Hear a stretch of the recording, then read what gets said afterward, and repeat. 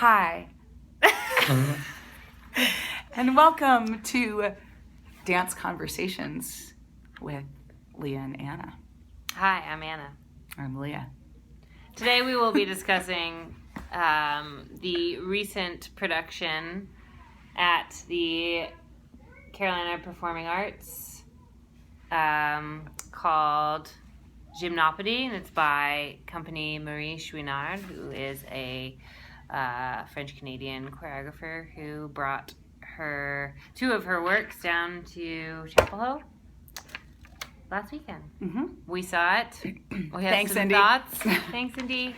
We have some thoughts, and I guess we should start from the top. Sure. So the first work was, would you pronounce that again? Gymnopédie? Gymnopédie. Okay. And Gymnopédie made use of, seemed vaguely to be about romantic and sexual relationships, began with all of the performers inside of these strange canvas kind of maggot-looking things and a piano on stage. One dancer came out and did all these things with her fingers and then did a split and then sat down at the piano and began playing, what is the name of that piece? Oh, that's the name of the piece. And the reason that I know that is because when I was about 10, Gymnopédie, one of the Gymnopédies was the first piano recital I ever had. And so I have this like very specific memory associated with this piece of music. I had no idea. Oh, yeah. Yeah, it's true. I practiced forever. And what was so interesting is that did you see how they looped like a bunch of the dancers into play? And it seemed like every time a different dancer sat down, the music sort of took on a different... Well, and none of them were trained piano players. Yeah, right, exactly. And that's the thing about this piece is that it's like piano 101, like classical, like it's repetitive. There's like 4 chords. It changes like briefly and then goes right back around to where it was. Does this mean one day they too will play Phil Collins on stage? Hopefully. Okay. That's good. the point. That's the next step, Marie. Just hope you're paying attention. So the piece developed, the dancers stepped out of these sort of cocoon-like structures that were created by the cloth they were wrapped in, and then exited naked through a split in the backstage curtain, and reemerged on the stage in various formations of frivolity with a lover. The piece didn't play on gender as much as I had hoped. Having heard a lot about Marie Chouinard's work, I was really hopeful that it would do that, and it seemed actually pretty normative to me, even inside of homosexual relationships that were represented on stage. Yes. I found what I was supposed to find shocking or funny to actually be not shocking or funny. There was a use of these clown noses that kept coming up in the piece, and the dancers would switch from their sort of normal selves on stage to these very highly theatrical versions of themselves, which in some places was very successful.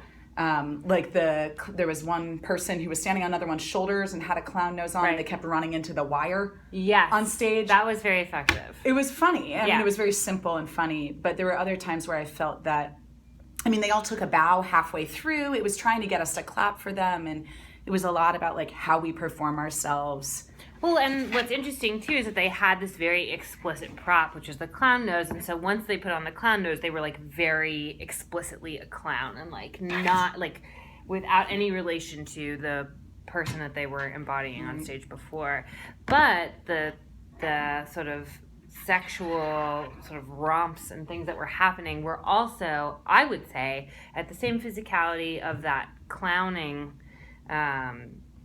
thing. And so it was just kind of interesting, like she was playing with the sort of like physicality of the dancers themselves. I mean, they're all incredibly beautiful dancers. Incredible dancers.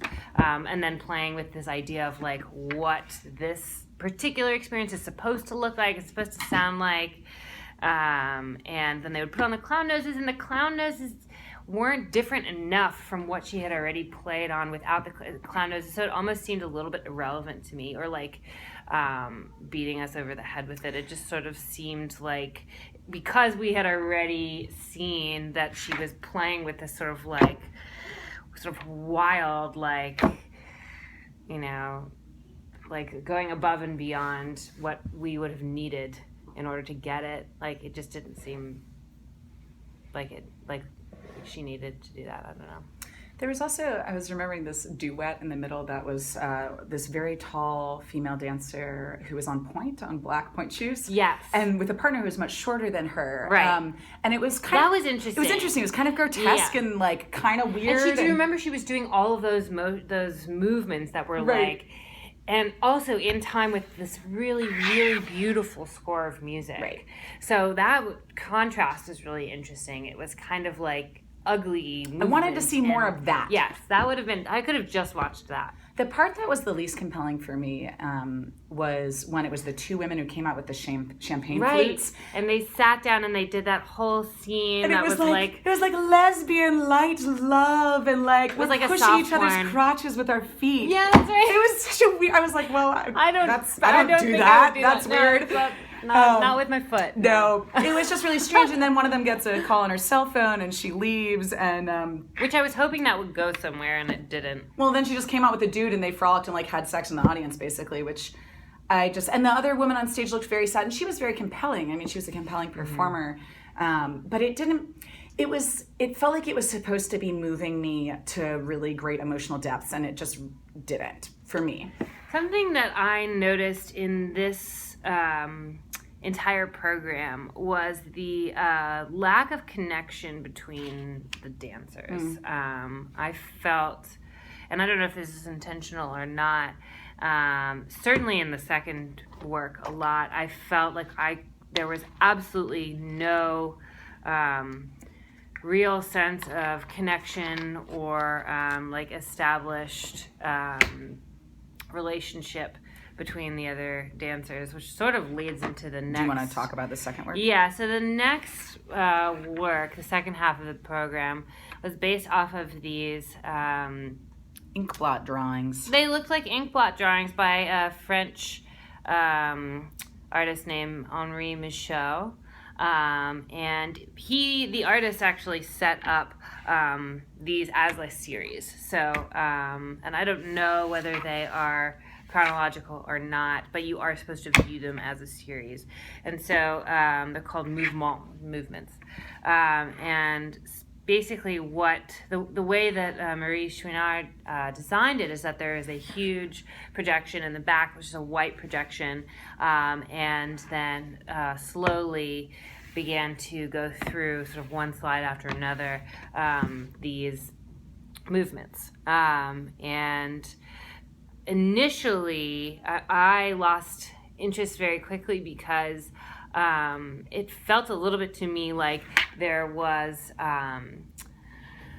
something that was projected, and then the dancer would come on stage and basically make that exact same shape with their body, and they were wearing all black. So they were incredibly like tall and thin. Even the blonde dancers had to wear these black skull caps so that you could really, it was really, really about the form of the body. And one at a time, these dancers would come out and they would recreate in their body the shape that was being projected behind them. And to me, and that went on for a while, and it sort of reminded me of a composition exercise that we use sometimes while we are creating work, but that part of the process rarely makes it to the stage. And so I guess my question right away was, why do we need to see this? Like, why do we need to see both the artist's drawing and then the dance interpretation of the drawing? And I think it was, I felt like the choreographic device of using that was an interesting one to start from. And I felt like seeing it at the beginning, I was like, okay, cool. And the initial dancer, I really have to give her props. She was incredible throughout the entire thing. The piece wouldn't have worked at all. And all the dancers were committed, but she took it to this level where she reached this really intense involvement with every single thing she did. And so that for me was the one sort of carry through where I thought, okay, well, I can at least really take this away from it. Mm-hmm. But we were talking on the way home about the use of repetition. And I think repetition is a really tricky thing and something I really love using. And I think that a lot of artists, including myself, don't always use it well. And I mean, it's true. It's hard because I think it's tough. There's like, you cannot do it too few times or too... Well, there's this middle ground where like you can repeat, a couple times and we get it. And then if you repeat more, we get annoyed. And if you stop there, then it doesn't really say anything. There's no resolution. If you push it past that, sometimes it re-enters the realm of interesting. True. And this didn't for me. If I compare this to, we were talking about a Maggie Marin piece, which is another French choreographer, and how she did this piece that was over an hour long, that was super repetitive to the point where you almost fell asleep. But there's one thing that happened. They just walked, and then they bit out of the apple. But it was profound in its sticking to its guns about what it was. And this felt like it didn't go far. It didn't invent enough to rely on that, and it didn't repeat enough to not have more inventiveness. Right. The one switch that happens is about 3/4 of the way through the piece, the projection inverts, so it is then a white drawing or ink blot painting on a black background, and it goes to a strobe light. The nakers are dancers. The dancers are naked. They're nakers. The nakers are dancing. The dancers are naked, and again, the same initial woman was the most compelling to me in that, because she just was going really like ape shit, and it was awesome. Yeah. But that combined with this pretty intense, droney kind of metal music. Yeah, the score was really intense. It just, I would have been curious to see, I mean, and they did different versions of it where it was a group of people all doing one ink blot and another one, and they sort of did the things, but I wanted it to, what if the ink blots layered on top of each other? I don't know. Yeah, I guess my expectations when I was seeing the work were very, like, they were just met too easily. Like, I would see the ink blot and I'd be like, oh, where's the dancer going to come and make that squiggly line? And there it is. Okay, got it. And I felt like I was never pushed to expect anything else. So, like, I sat there basically waiting for something, and then I would ultimately get it one way or the other, maybe with one dancer, maybe with two dancers, maybe when the thing was inverted. The strobe light definitely changed everything pretty dramatically, and then that was really, really when everything sort of amps up, like towards the end, and there's like an incredible amount of energy just like on stage, but it's emitted like very one-dimensionally. So like there are a ton of dancers that end up in the strobe together, and it looks like their bodies are just screaming. And I kept wondering, like, who are these people? Why are they on stage together? Why do I care about this? I would have actually been more interested in seeing the whole piece, I think, if it had just been the one woman. Right. Because seeing her have to navigate all of that for the half an hour or however long it was, I think would have lived more at that edge for me. Mm-hmm. But I sort of had that question too of why are all of these people here interpreting it? I mean, besides the utter exhaustion of doing that whole piece as a solo. Sure. But I felt that too at the end where it wasn't clearly enough about lack of connection. Right. Nor was it about connection. Yeah. So in terms of like that, in terms of like lack of, it's not enough about lack of connection. It's like 70% about lack of connection. It's like 70% about interpreting these ink blots. It's 70% at like level of repetition. We're at like 200% now? No, but what I'm saying is that none of those quite make it to 100. Right. So like, so like in all of those things where you're like, I really wish that they had connected more on stage. I really wish, or, that it had been solo. I wish that they had repeated more or made better use of repetition. Or even that it had actively been about not connecting. Of them like all trying to do stuff in the same space instead of being evenly spaced around each other and obviously having no one ran into one another. There was no cause for like disruption. There was no it was like everybody was having their own individual experience with their whatever was behind them, with their painting that they'd been assigned, but it didn't. That was just like a moment in time, and maybe that's what they were going for. That these ink blots were literally just moments that didn't matter, and then you come, you do the thing, and then you leave. Well, and I think that they were saying somewhere, I don't know if I was reading this in the program notes, but that this was also the visual artist. Oh, I guess in what the audio they had at the end, that this was sort of the visual artist's intent, was to make these things and hope that someone would sort of derive meaning from these seemingly random things. One of the most amazing things I think that happened, the thing where I had sort of an aha moment, was when halfway through the piece, one of the dancers crawled underneath the Marley. Woman. Yeah, she was the first. She crawled underneath the Marley. They had this beautiful white Marley on top of the stage, and she literally peeled up one of the panels and went underneath it with a microphone and started this poem in French, this poem that was in the program notes in English, and she basically just got louder and louder, and then slowly people started coming back and doing the ink blots. But it's a poem by the artist Henri Michaud, and it talks, I don't know if you had a chance to read over this, but it talks about like we jump into nothing, being alone, like we are the crowd. So it talks about loneliness, it talks about being alone, it talks about and it talks about physicality a lot. And I think that, I don't know this for sure, but I think that this poem was written about these movements that he had painted. So there's a lot of, you should read the poem. There's a lot of very explicit movement choices in here. I guess I was not challenged enough as an audience member. I think I grew bored. They say that you have 5 minutes. In the first 5 minutes, like that is the amount of time that you have to capture someone's attention. People will decide in the first 5 minutes whether they like something or whether they don't like it, whether it's worth continuing to watch. That's how short our attention spans are. And for me, there was not enough in the first 5 minutes to keep me interested. I think the development was very, very slow.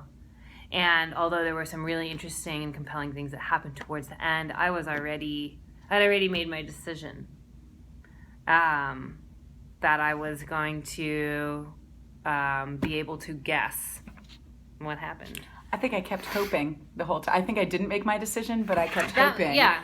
And thinking, well, maybe this is going to really change me, or change something, or change. This could change me. I mean, I think I always like to leave that option open. Yeah. For the most part, whenever I see work like this, and I mean, I will say that it's not something like anything else that I've seen. Yeah. I think also, to go back to the first piece, that the first piece for me felt unfinished at the end of it. So it was this interesting contrast where you were saying that the last piece for you felt like too repetitive, or you got it a little too much. And the second one, it wasn't that I didn't get it, it felt a little less complex than I would have liked, given sort of the subject matter that she was exploring. Right. But also it just felt like it wasn't quite done. Like there were some seeds in it that I thought could be really compelling, but I felt like it wasn't there yet. Yeah, but the development would have needed to happen earlier in Right. order for my attention span to be there. Right.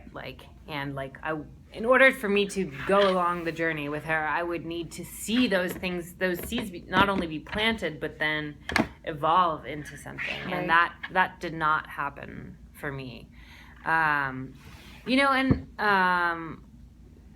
Just to compare this work to another work that Leah and I have talked about a lot recently, is the recent Doug Verone premiere, where he basically took a book full of paintings. Granted, the paintings were very colorful and they were much more abstract, but what he did is he made dances out of these very sort of frenetic, chaotic paintings. And the paintings were reflected not only in the costume and in the lighting, but in the actual movements of the dancers. And we didn't have to see the painting behind it to know that that's what was going on. And I kept thinking about that. I kept thinking about, like, how much information does the audience actually need? Well, it allowed us as the audience member for the Doug Verone piece, and I've only seen the second half of it, but I got to see it in a workshop setting where he showed us some of the paintings beforehand. And there was a moment where I was like, oh, that's that painting. I totally got it. But even if I hadn't had those paintings, it would have allowed me as an audience member to draw my own conclusions. I could have gone in not knowing anything about the work and still really gotten something from it, whereas this piece seemed to very heavily rely on the construct of recreating whatever the image was behind them, which I just find less compelling as an audience member when it's delivered to me in that way. Exactly. I think there were some people I talked to after the show, though, who actually were really interested in that and not, I mean, they were just like, it might have been really simple, but I found it really fascinating to just simply watch them do this construct of putting this movement in their bodies. Yeah.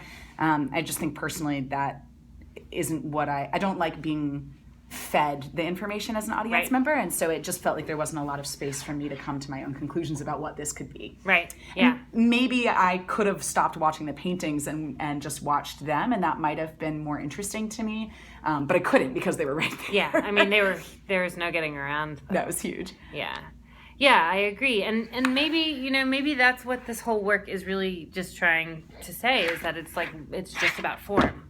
I mean, it's just about the human body. It's about the form of the paintings behind, and it's just about sort of investigating form. In which case, I don't think it did enough of. I think if you're going to be really explicit about it just being about form, no connection between the dancers. Dancers could be human, they could be not, but there are these figures, and it's about the representation of this form now translated into this moving form. I just think if that was it, like, man, they were close. They were close. But there was nothing particularly compelling about the way in which they decided to do that. I think part of it too is there was a big use of facial expressions inside of it that for some of them you couldn't actually see that for one of the ones there was an ink blot that sort of had a hole in it like this, and they sort of did this mouth thing, which made sense because it was representing that. But then there were these other times where I thought, well, why is there a facial expression on this? If it's not about emotion in some way, if it's not about these things, then why are we putting that on it? And maybe that was about their interpretation of it. But I think to go back a little bit to the Doug piece, I think that in that piece also what was compelling to me was how the painting ended up turning into movement that was three-dimensional. Correct. Instead of being just an image. And this was just a very shape-based interpretation of this. I would have been really interested to see one of those ink blots become this whole big solo or big group piece. Absolutely. For something. I think the pacing of it would have been helpful too. If it had concentrated on one, it sort of seemed kind of even. It'd be like one, and another, and then maybe it would go bum, bum, bum, bum, bum, bum, bum. But there was never one that we fixated on for a really long time. I don't know. I think there would have been ways to sort of break that up as well. Yeah, and the ways in which I have used this in my own process is starts in this very shape-based place, and this is just what I'm interested in, but starts in this very shape-based place, but then what's most compelling and most interesting is about the transitions and about what happens in between those shapes. Mm-hmm. And this was just running. You would run, shape, run, which is very bare bones, and I think part of the point was just to really strip away at everything and make it kind of difficult to watch, and make it very mundane and make it very overt. And I wonder if this will be one of those pieces that we talk about for years afterwards, simply because we didn't really love it. It might be. There are plenty of works like this where it offers me new information and new ways of approaching movement, which I always appreciate. that stands out as like a bullet point for me, because there is so much work that kind of exists in this sort of like gray, similar area where I can't really draw specific things out of it. This certainly made a statement. Made a I don't know what the statement was, but it did make a statement. And I really do have to say that her dancers are quite compelling to watch on stage. They're beautiful dancers. They're really beautiful. All of them. All of them. I mean, that one dancer in particular, I don't know who she was. She definitely stood out. But I think in general, the level of technical skill, but also like incredible commitment to whatever it is that they're doing. The performance was incredible. Yeah. And I know you were quite close, so you were able to really see all of the facial expressions. But even being a little bit further back, I was still able to feel all of that. So I think that was incredibly successful. Yeah.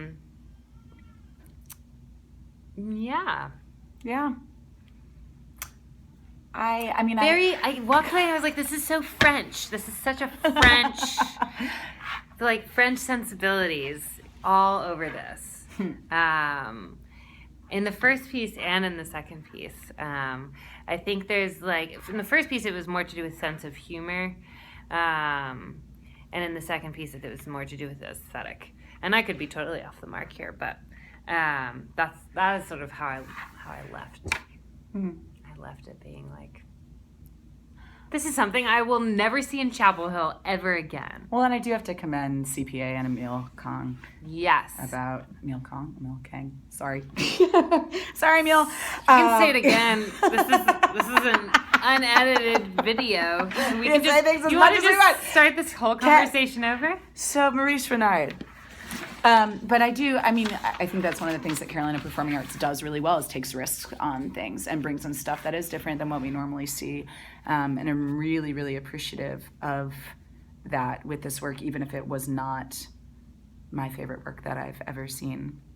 Absolutely. I mean, I think risk taking is real. I think.